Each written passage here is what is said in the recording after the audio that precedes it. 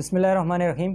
ऐसे मरीज़ जो अपनी सेहत के हवाले से बहुत ज़्यादा परेशान रहते हैं, बहुत ज़्यादा सेंसिटिव होते हैं, हर वक्त शिकायत करते रहते हैं कि मेरे जिस्म में दर्द हो रहा है, मेरे सर में दर्द हो रहा है, मुझे नींद नहीं आ रही, मुझे गैस की शिकायत हो रही है। मुख्तलिफ़ बीमारियों का उनके ज़हन में वो आता रहता है और मुआलिज के पास बार बार आते रहते हैं। तो बहुत ज़्यादा सेंसिटिव होते हैं, तो उनको हेल्थ फोबिया होता है अपनी सेहत के हवाले से। तो ऐसे मरीज़ों को हाइपोकॉन्ड्रियासिस कहा जाता है। हाइपोकॉन्ड्रियासिस क्या है कि मरीज़ अगर आप उसका कोई इलाज भी कर रहे हैं, लेकिन उसके बावजूद वो बार बार मुआलिज के पास आता रहता है।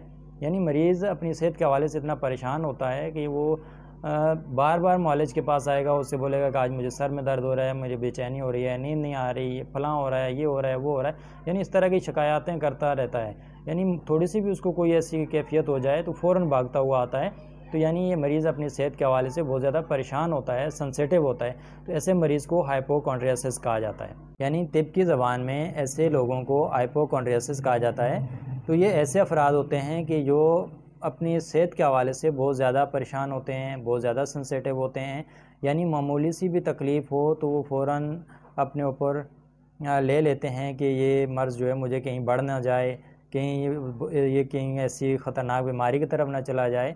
तो ये तिब के शोबे से तल्लुक़ रखने वाले अफराद मुआलिज हज़रात से अक्सर ऐसे लोगों का वास्ता पड़ता है कि जो लोग, अगर आप उनका किसी का कोई इलाज कर रहे हैं, आपने उनको हफ़्ता 10 दिन की दवाई दे दी, लेकिन वो हर दूसरे दिन या रोज़ाना की बुनियाद पर वो आप मुआलिज के पास आते हैं और कहते हैं कि मुझे आज ये मसला हो गया है, आज मुझे ये मसला हो गया है।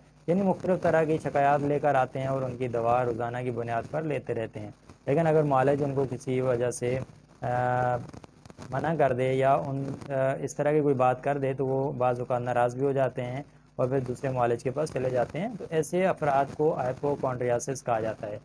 तो ये अक्सर जो लोग प्रैक्टिस करते हैं उनको ऐसे लोगों से वास्ता पड़ता होगा कि रोज़ाना की बुनियाद पर लोग आते हैं और अपनी मुख्तलिफ़ शिकायत कि आज मुझे सर में दर्द हो रहा है, मुझे जिस्म में दर्द हो रहा है, मुझे नींद नहीं आ रही, मुझे बेचैनी हो रही है, मुझे भूख नहीं लग रही, वो इस तरह की शिकायत करते रहते हैं मुख्तलिफ़ तरह की।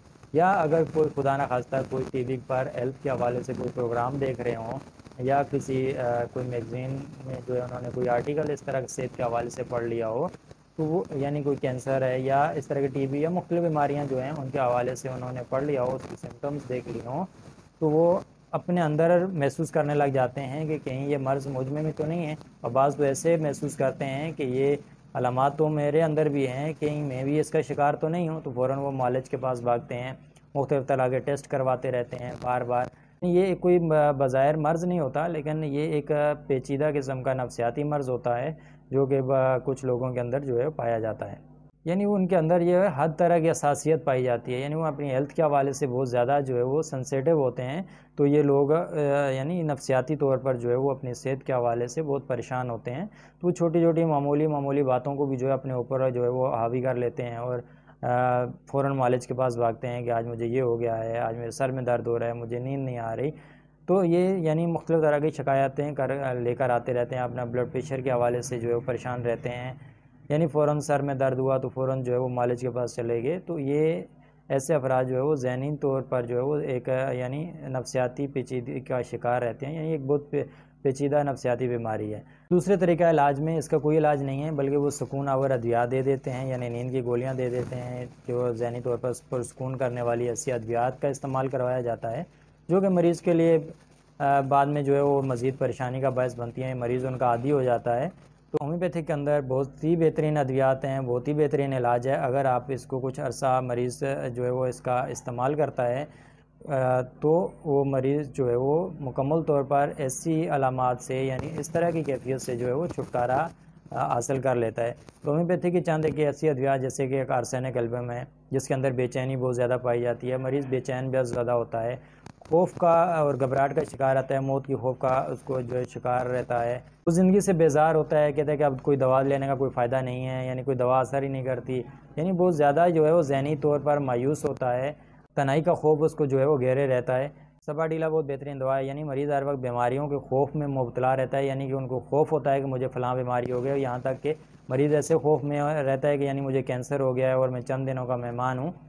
इसके गले में तकलीफ़ रहती है, यानी वो मरीज़ को खौफ तारी रहता है कि बस मुझे अब आराम की ज़रूरत है, मैं बहुत ज़्यादा जो है बीमार हूँ। इसी तरह एनाकार्डियम ज़हनी पसमानदगी का शिकार होता है, मरीज़ कस्में बहुत ज़्यादा खाता है, उसके अपने ऊपर एतमाद नहीं होता, वो मुख्तलिफ़ तरह की ख़यालाती जो है वो चीज़ें उसको सुनाई देती हैं, मुख्तलिफ़ तरह की आवाज़ें उसको सुनाई देती हैं, दिमागी कमज़ोरी होती है, याददाश्त की कमज़ोरी होती है। अमूमन जो है वो गालियाँ या कस्में बहुत ज़्यादा खाता है, गालियाँ बहुत ज़्यादा देता है, यानी मुख्तलिफ़ मुग़ज़ात का जो है वो इस्तेमाल करता है। तो ये एनाकार्डियम की अलामात होती है। इसी तरह होम्योपैथी की और बहुत सारी अद्वियात हैं, जिसमें कालीफास है, एकोनाइट है, नक्सवोमिका है, आयोसाइमस है, वेलेरियाना है, इग्नेशिया है, स्टाफिसगेरिया है, फास्फोरिक एसिड है। और बहुत सारी ऐसी होम्योपैथिक की अद्वियात हैं जो कि अलामात को देकर, मरीज़ की कंडीशन को देकर, यानी कि मरीज़ किस तरह की अलामात के साथ आपके सामने आ रहा है, यानी मरीज़ किस तरह की कैफियत लेकर आ रहा है, तो उनको मद्देनज़र रखते हुए होम्योपैथी की बहुत ही बेहतरीन अद्वियात मौजूद हैं। अगर आप या आपका कोई अजीज़ ऐसी कैफियत में मुब्तला है, या आपके मालिज के पास आपके पास कोई ऐसा मरीज़ आता है, तो आप उसकी अलामात को देखकर ऐसी होम्योपैथी की अद्वियात को इस्तेमाल करवाएं, और थोड़े अर्सा इस्तेमाल करवाने से ये मर्ज़ जो है मुकम्मल तौर पर इससे छुटकारा हासिल हो जाता है। तो अपना और अपनी फैमिली का बहुत ख्याल रखिएगा। अल्लाह हाफिज़।